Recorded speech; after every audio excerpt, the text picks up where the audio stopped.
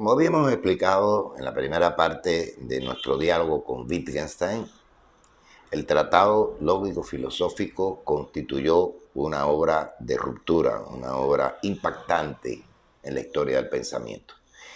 Se producía con él la primera etapa de eso que se ha dado en llamar el giro lingüístico en la filosofía.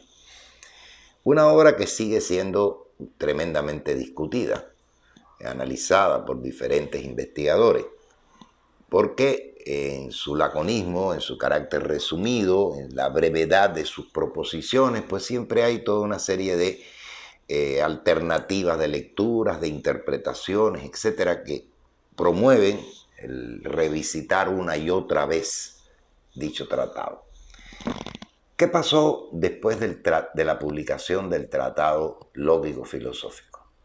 Pues bueno, Wittgenstein se encierra prácticamente solo en un prolongado silencio que se ha denominado prolongado silencio filosófico. Había considerado que ya no tenía más nada que decir. En consecuencia, con lo que él mismo había referido en el tratado, había llegado a los límites de su lenguaje y por lo tanto había llegado a los límites de su mundo. Por lo tanto, era indispensable hacer silencio. Y se retira, como va a ser característico en él en varias oportunidades de su vida. A partir de aquí empieza a trabajar en diferentes actividades bastante lejanas de la filosofía y muy humildes, muy simples. Fue maestro de escuela, se emplea como arquitecto, llegó a ser incluso ayudante de jardinería en un convento. Este tipo de actividades va a cambiar radicalmente la atención de Wittgenstein, que se había movido preferentemente en los círculos científicos, filosóficos, académicos. Y sobre todo, lo que más le marca es la actividad que Wittgenstein tiene entre los niños, cuando da clase, cuando está en una escuela.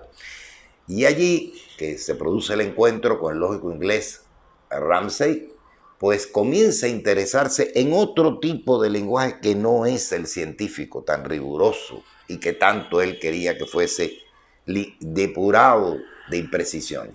El lenguaje cotidiano, el lenguaje común, el lenguaje precisamente que hablan los niños en su jerga característica y en su mundo del día a día.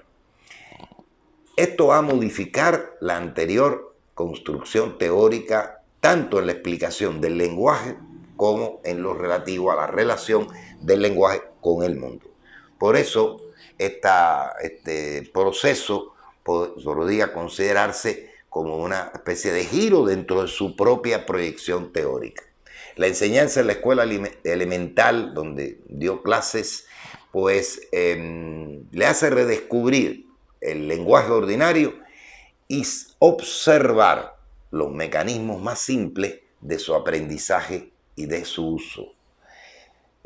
Justamente estas nuevas experiencias y las interminables conversaciones, debates con Ramsay le ayudan a comprender que el lenguaje, ya no el científico, el filosófico, el estrictamente depurado que había soñado al principio, sino ese lenguaje simple, común, cotidiano, sobre todo en el que él se estaba moviendo, en ese nuevo ámbito en el que estaba siempre conectado pragmáticamente con una serie de contextos extralingüísticos. ¿Qué quiere decir esto? El lenguaje de la ciencia se mueve dentro de un marco muy específico, muy cerrado, está diseñado en función de expresar una serie de ideas que pretenden objetividad para poder mostrar cómo es el mundo, qué propiedades tiene, cuáles son las leyes que lo rigen, etcétera, etcétera. Pero este otro tipo de lenguaje común está vinculado con otros tipos de contextos fuera del lenguaje. Contextos de comportamientos, contextos de creencias, de expectativas que tienen las personas que lo hablan en la comunidad. Esto es válido no solamente para los niños, sino también para cualquier persona adulta que se mueva en un ámbito que no sea justamente el de la erudición científica. Se abre entonces desde las llamadas observaciones filosóficas un opúsculo que saldría entre los años 29 y 30, lo que se ha dado a conocer con el nombre del segundo Wittgenstein. Al principio de nuestro diálogo decía que el primero que había tenido la culpa, por así decirlo, de hablar de Wittgenstein 1, Wittgenstein 2, primero y segundo Wittgenstein, había sido el propio Bertrand Russell, su tutor y guía al principio de su actividad. Hoy se considera que esta obra, Observaciones Filosóficas, y luego su obra póstuma, revelan la entrada en otro territorio, otra investigación diferente. Abandona el análisis de la búsqueda de un lenguaje que en sí mismo sea perfectamente significativo, el que él soñaba para la ciencia, para introducirse en otro tipo de cuestión. Es aquí donde él dedica su atención a lo que llamará los juegos de lenguaje de las distintas prácticas lingüísticas. Juegos de lenguaje en las distintas prácticas lingüísticas. Y hay una frase que resume la idea de estos juegos y la idea de estas prácticas. El significado de una palabra está en su uso. Ahora resulta que no se trata de precisar con la mayor exactitud cada uno de los significados que tiene un vocablo, un término, una palabra. Ahora considera de que la palabra y su significado estarán determinadas por ese medio en el cual se va a emplear, en el uso que se le dé. No puede olvidarse, entre paréntesis, que mientras Wittgenstein está trabajando en esta dirección, se está produciendo un fenómeno paralelo, que nada tiene que ver con él de manera directa, que es el surgimiento de la semiología en la obra de Ferdinand de Saussure. El origen de la semiología, que es el preludio de lo que luego se denominaría semiótica, el estudio de los signos. Y ahí también se vuelve a hablar acerca del significado que pueden tener las palabras. El significado de las expresiones viene para Wittgenstein dado por las reglas de un juego lingüístico. Juego lingüístico. ¿Qué significa esto? Bueno, en varios sentidos. Juego en el sentido estricto del juego. Si yo aprendo a jugar ajedrez, tengo una serie de reglas que rigen el proceso de movimiento de cada una de las piezas y cómo comienza y cómo concluye, cómo se da finalización, cómo declara un vencedor de un juego de ajedrez. Sé cómo funciona cada una de esas piezas, cómo operan dentro del tablero, etcétera, etcétera. Yo sé en cualquiera de los casos, cualquiera de los juegos que existen, cuáles son las reglas que están presentes. Bueno, pues por eso le llama juego lingüístico. Conozco determinadas palabras, determinadas expresiones, determinados vocablos y comprendo, aprendo a lo largo del tiempo cómo yo tengo que seguir determinadas reglas, que no son exactamente ni la de la lógica ni la de la gramática, sino reglas que están determinadas por el uso. Y él dice que se sigue esa regla y se adquiere de ese modo una habilidad. Se participa en una práctica. Por ejemplo, si yo aprendo el juego lingüístico de una profesión determinada, participo de la práctica de esa profesión porque me adecuo a esas peculiaridades de ese tipo de lenguaje.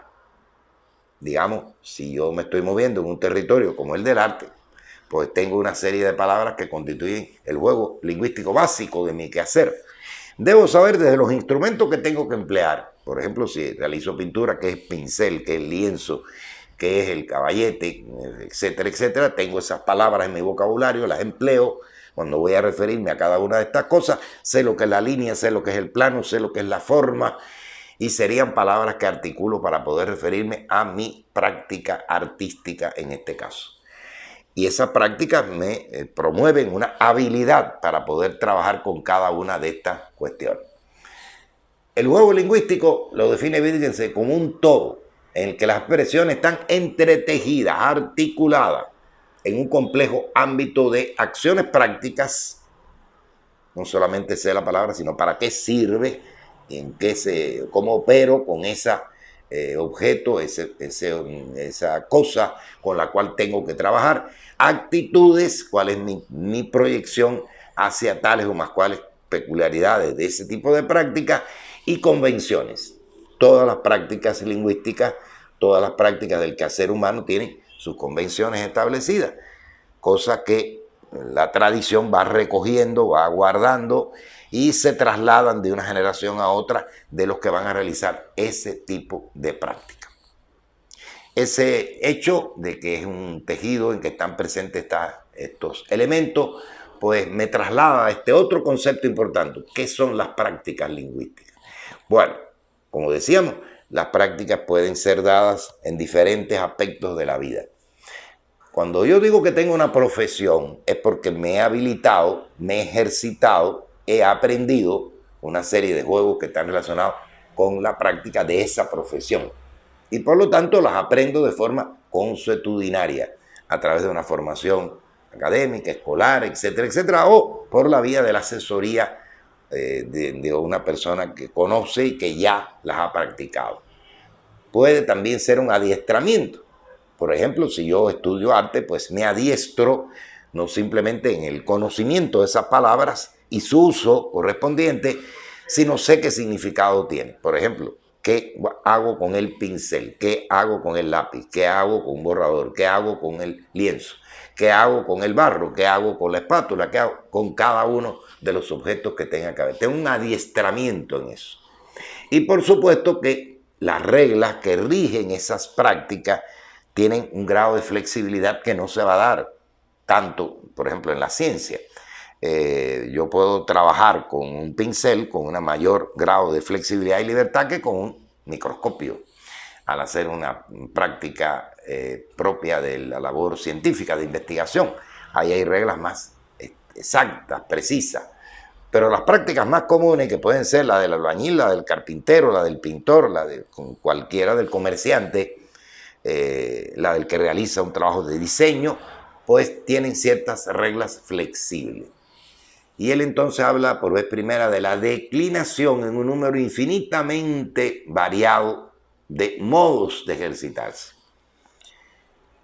Al aprender esto con los niños, se percata efectivamente que una palabra no solamente está determinada por el uso, sino que en medio de las circunstancias del uso y de los ámbitos en que se va a emplear esa palabra y ese juego lingüístico y se hace esa práctica lingüística correspondiente, pues hay un grado de flexibilidad, de variabilidad, por así decirlo, de declinación de cada uno de estos vocablos. Hay idiomas, hay lenguajes como los idiomas germanos, los idiomas eslavos, que a diferencia del español tienen declinaciones, es decir, la propia palabra se modifica de acuerdo a su uso. Y probablemente esto lo tenía él muy claro en mente. No ocurre así en los idiomas de carácter latino o, por ejemplo, en el inglés igualmente tampoco. Una palabra puede modificarse si la acción va dirigida hacia, desde, en, etcétera, etcétera. De ese mismo modo, cuando yo conozco cómo realizo una actividad, una práctica en determinado aspecto, por ejemplo, hay escritores, académicos, etcétera, que toman un libro y acostumbran a subrayarlo, una parte de esa práctica correspondiente. Hay quien toma nota aparte, ¿no? Y va escribiendo determinadas cosas o simplemente subrayando algunas cuestiones. Son formas diversas de realizar un mismo tipo de actividad de acuerdo a reglas que son flexibles. Repito, en el caso de la ciencia, que fue el ámbito en el que él se movió anteriormente, estas prácticas son un poquito más estrictas, más cercanas a un modelo predeterminado. Esta heterogeneidad de los juegos de lenguaje y de las prácticas hacen que Wittgenstein reconozca que es imposible una lógica. Y aquí es donde está el giro dentro del giro lingüístico wittgensteiniano. En una primera etapa, Wittgenstein primero quería buscar una lógica estricta, severa, que fuera respetada, observada con exactitud, para lograr que cada una de las palabras tuviera un único significado y evitar todas las corrupciones que en el lenguaje se pudieran tener y que hacen imprecisa la interpretación o dan lugar a diferentes interpretaciones. Ahora no. Ahora, al hablarnos de juegos de lenguaje, al hablarnos de la diversidad de prácticas lingüísticas, se pronuncia por la idea de que no puede haber una única lógica. Habría que hablar quizás de lógicas en cada una de estas esferas, en cada una de estas prácticas en cada uno de estos lenguajes. Esto resulta interesante porque a pesar de que seguimos manteniendo la idea de una lógica, hay una ciencia que se puede estudiar que data desde los tiempos de su fundación aristotélica, porque se ha ido modificando a lo largo del tiempo, se ha ido formalizando cada vez más, los instrumentos de la matemática la han ido precisando un poco mejor, son reglas que constituyen el ABC para, digamos, poder exponer, expresar determinadas ideas. Aquí se mantiene, pero se mantiene y al mismo tiempo se modifica esta concepción de la unicidad de la lógica, dado el reconocimiento de esta existencia de juegos de lenguaje distintos, diferentes y de prácticas lingüísticas que, repito, son evidentemente variadas. En la vida de un individuo específico siempre hay el uso de un juego de lenguaje y siempre hay una adscripción a una determinada práctica lingüística. Por ejemplo, si tiene, a partir de su vocación, de su interés, una formación como ingeniero, pues va a adoptar una serie de términos, de vocablos, de palabras que están relacionados con la labor que va a realizar en las distintas esferas de la ingeniería.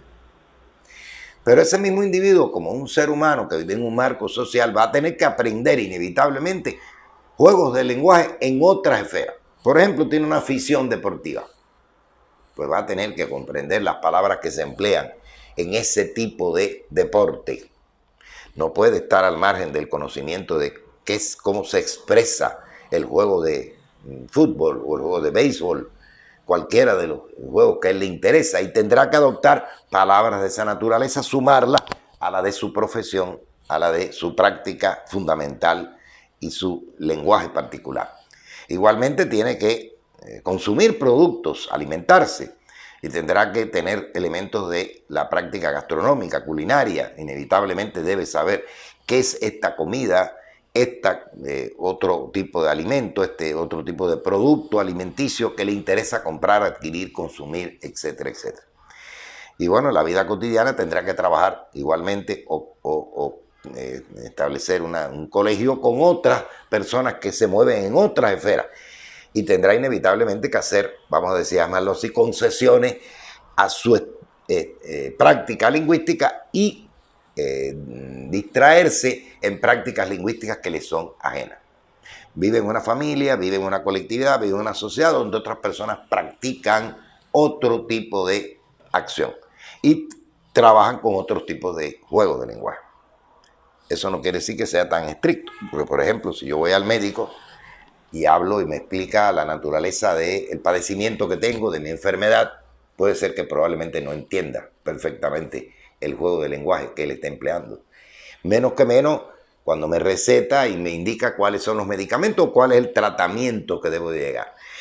Ese suceso tan común de que tenga que recurrir a otra persona para poder entender de qué se trata lo que padezco, de qué se trata el tratamiento que debo de realizar, de qué se trata el resultado, el diagnóstico que he tenido, pues me hace momentáneamente introducirme en un juego de lenguaje que me es ajeno y que de primera intención no comprendo, no logro entender debidamente. Por eso los juegos de lenguaje se complican desde el punto de vista de cada uno de los individuos, siempre hay varios, ¿no? Wittgenstein en su obra desarrollará una serie de ejemplos de distintos juegos lingüísticos. Cada una de estas determinaciones o ejemplos ilustrativos son interesantes. Por ejemplo, él dice afirmar y comprobar una hipótesis. No siempre esto se entiende de primera intención, hay que adiestrar a la persona para formular y para comprobar una hipótesis. En la formación tanto de ciencias técnicas, naturales, sociales, etcétera, incluso en el terreno del arte usted tiene que formular algunas hipótesis y eso tiene que saberlo formular y comprobar. Presentar los resultados de un experimento mediante tablas y diagramas. Bueno, en el campo de, digamos, de la ingeniería esto es fundamental, es necesario saber hacer una serie de expresiones muy peculiares, modelos que existen. En una práctica docente contemporánea no basta, por ejemplo, conocer ya desde el punto de vista digital cómo se trabaja en Word, cómo se trabaja en PowerPoint, cómo se trabaja en Excel, por ejemplo, ¿no? Tengo que saber cómo hacer las tablas y los diagramas correspondientes. Inventar una historia y leerla. No todo el mundo les ha dado esa posibilidad.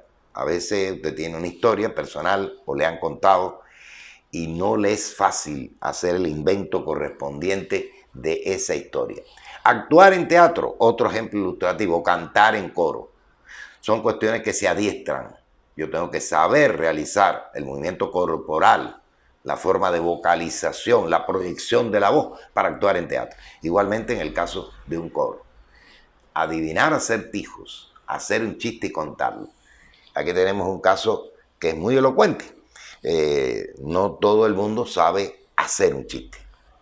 A lo mejor lo aprendí, a lo mejor lo inventé, pero contarlo tiene que tener una gracia especial, ¿no? Una peculiar manera de decir.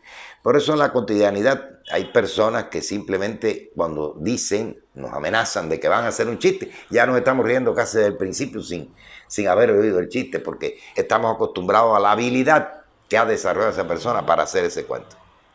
Yo, por ejemplo, cuando digo que voy a hacer un chiste, nadie se va a reír ni antes ni después porque no sé hacerlo. No me adiestro en esa habilidad correspondiente. Resolver un problema de aritmética aplicada.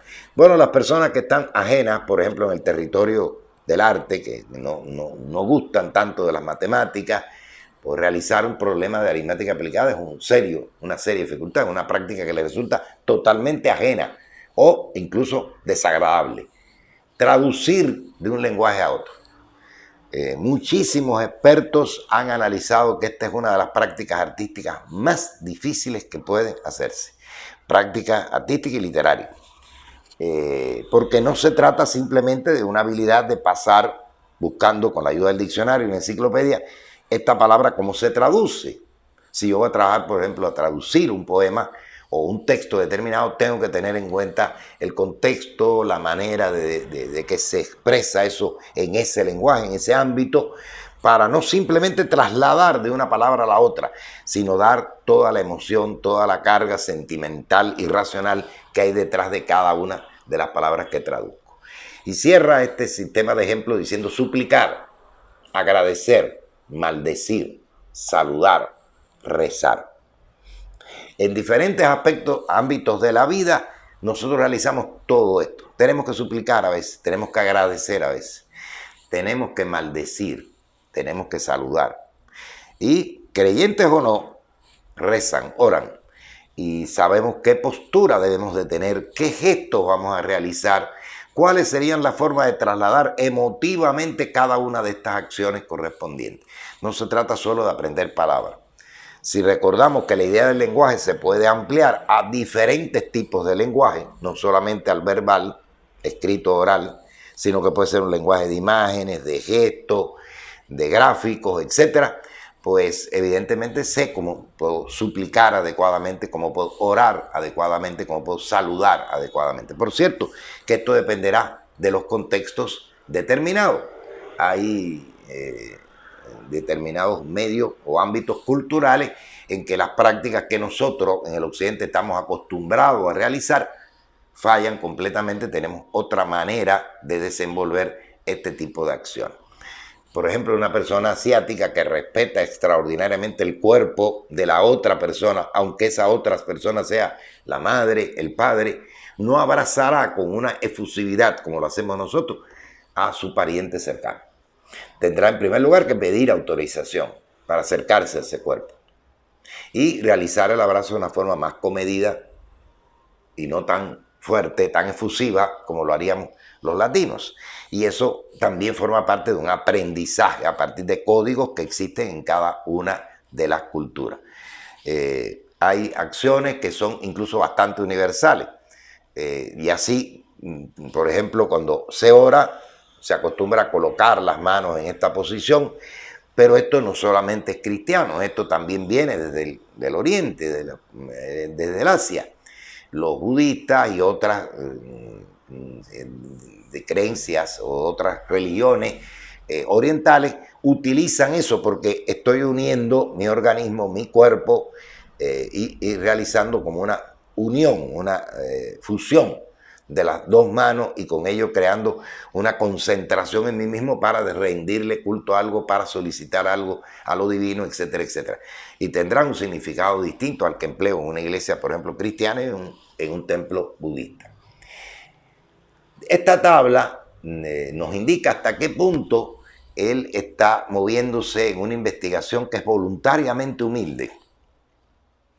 Imagínense que es una persona que ha estado trabajando, investigando en el lenguaje de la ciencia, en su complejidad, en la manera de expresarlo con fijeza, con exactitud, para evitar su corrupción y sus dobles interpretaciones.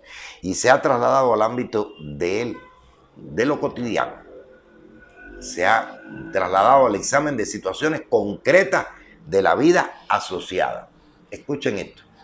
Ahora se trata no simplemente de lo que se dice y se hace en una comunidad científica, sino lo que se dice y se hace entre los niños de una escuela, entre las personas de un barrio, entre los miembros de una familia. Por lo tanto, son las situaciones concretas de la vida cotidiana.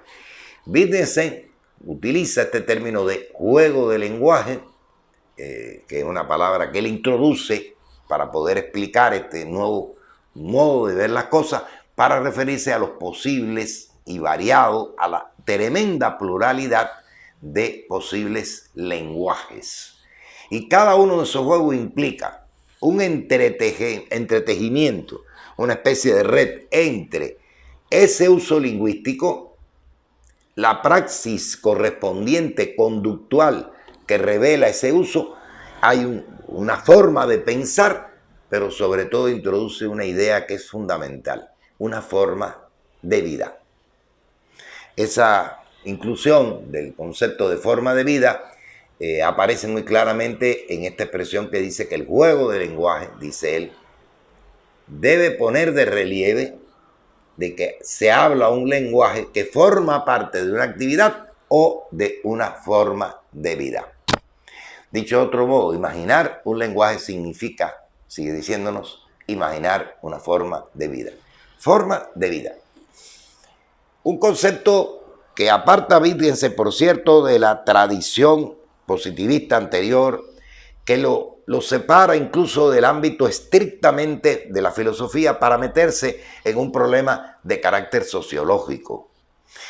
Las actividades humanas, con sus diferentes prácticas y lenguajes, implican una forma de vida. Si yo escucho a una persona hablar, conversar con otra o simplemente dialogar sobre un tema determinado, puedo deducir un poco cuál es su forma de vida. Hay jergas que proceden de ambientes muy limitados culturalmente, y así delimitado será el juego de lenguaje que se emplee. Estará denunciando ese limitado juego de lenguaje una forma de vida pobre, no suficientemente educada, no suficientemente cultivada. Por el contrario, cuando usted se enfrenta a una persona que tiene una formación elevada, que tiene un verdadero conocimiento de lo que está diciendo, esa forma de vida se hará relucir a través de su propio lenguaje. Haga la prueba y consulte con cualquier figura, cualquier persona que esté moviéndose en un ámbito o en otro, y verá los cambios que existen con respecto a estos juegos de lenguaje.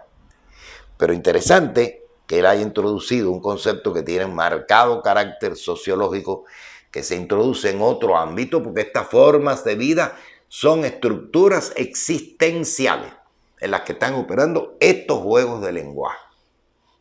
Y esta noción, pues, se refiere o está referida a estas diversas comunidades culturales en las que hay diversas praxis y diversos contextos. Realmente es significativo y digno de admiración que la investigación wittgensteiniana lo haya volcado a un territorio que es bastante ajeno a su punto de partida en el ámbito estricto del positivismo lógico inicial. Y segunda, que haya introducido un concepto que tiene un alcance y una significación para la investigación más allá de los problemas correspondientes de la ciencia, digamos, y se mete en otras situaciones, en otras caracterizaciones. Hay innumerables géneros diferentes de empleo de todo lo que llamamos signos, palabras, oraciones, etc. Y esta multiplicidad no es algo fijo, sino que, por el contrario, tienen características de nuevos tipos de lenguaje que van apareciendo. En la medida que un lenguaje necesita, un juego de lenguaje necesita ampliarse para incorporar un nuevo elemento de la propia práctica artística, así lo hace.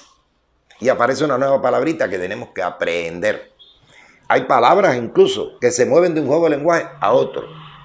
Siempre gusto, por el impacto que me causó cuando comprendí esto, que uno de los grandes maestros del arte contemporáneo, Robert Smithson, uno de los grandes creadores del land art, del arte de la tierra, llevara al territorio de la creación artística un concepto que viene del campo netamente de la física, de alta carga teórica, como es el concepto de entropía.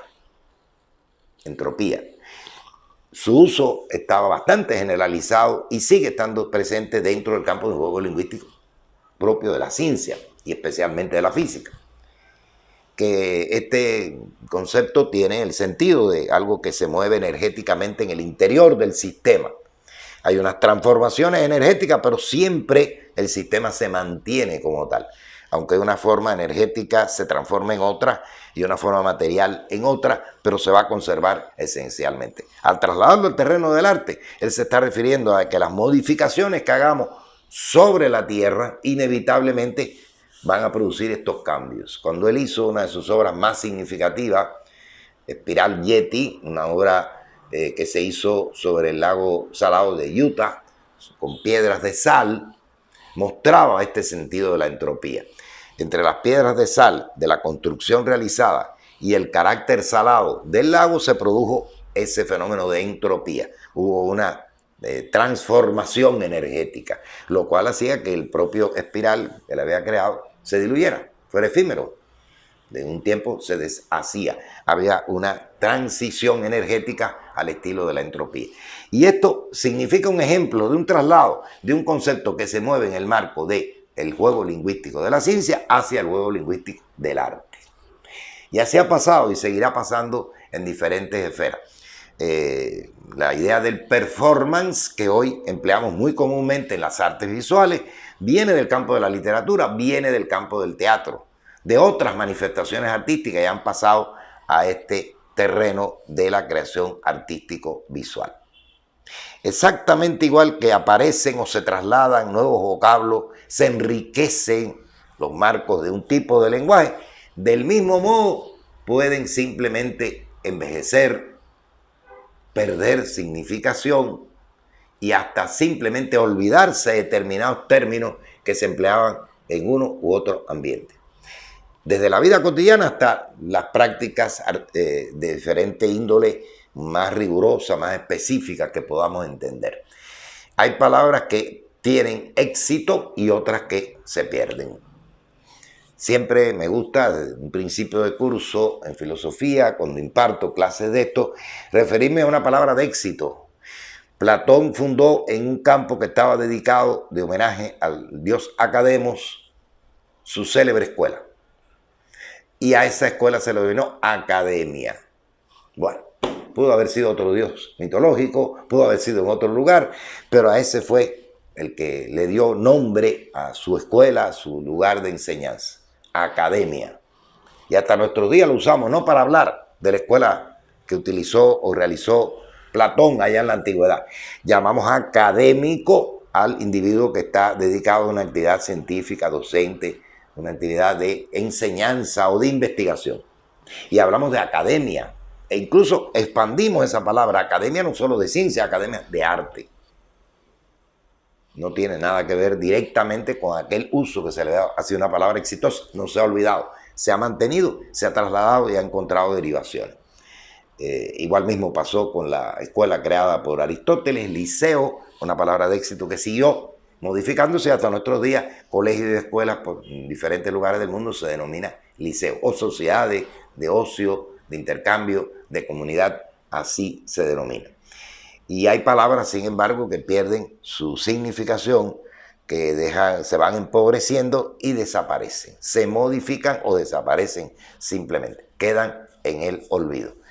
algunas modas, de igual manera que ocurre en este territorio de las modas, pues hay cosas que quedan olvidadas y otras que simplemente ya casi nadie las recuerda simplemente se memorizan, se recuerdan, pero apenas son utilizadas en estos momentos, porque la vida va avanzando. Igualmente, hoy estamos empleando un vocabulario que se va generalizando a otros terrenos, el lenguaje de los medios digitales, que empiezan a trasladarse a diferentes esferas, a diferentes cosas de la vida. Eso nos indica toda la variedad que tiene todo este tipo de cosas. ¿Cuál es entonces, en estas nuevas condiciones para Wittgenstein, la misión de la filosofía? Bueno, esto él lo va a explicar en este enredo de juegos de lenguaje, esta complejidad de prácticas lingüísticas. Emplea un ejemplo que ha sido bastante utilizado y debatido de diferentes maneras, pero él lo señala. Dice que la misión de la filosofía es mostrarle a la mosca el camino para volar y salir de la botella en la que está encerrada. Una mosca dentro de una botella pues simplemente se vuelve loca, no sabe cómo salir. Entró, pero después no sabe cómo salir. Y entonces tratar de enseñarle a la mosca cómo, ya que se enredó en todas las redes de esta cantidad de prácticas y juegos lingüísticos, cómo logra salir de nuevo y pueda estar libre, dejar de estar encerrada en la botella. Esa es la misión que le da la filosofía, un poco orientar a la gente en esta gran red de juegos de lenguaje y de prácticas lingüísticas diferentes. Recuerden siempre dos momentos importantes de esta concepción wittgensteiniana. Primera, los límites de mi lenguaje significan los límites de mi mundo.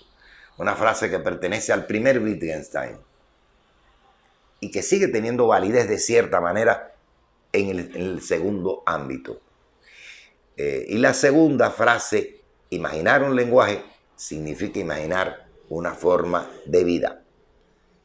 Y efectivamente esta última, a la que ya habíamos hecho referencia, no señala un Wittgenstein que se ha movido del territorio estrictamente filosófico de investigación filosófica hacia el ámbito de la sociología, del estudio de la vida humana.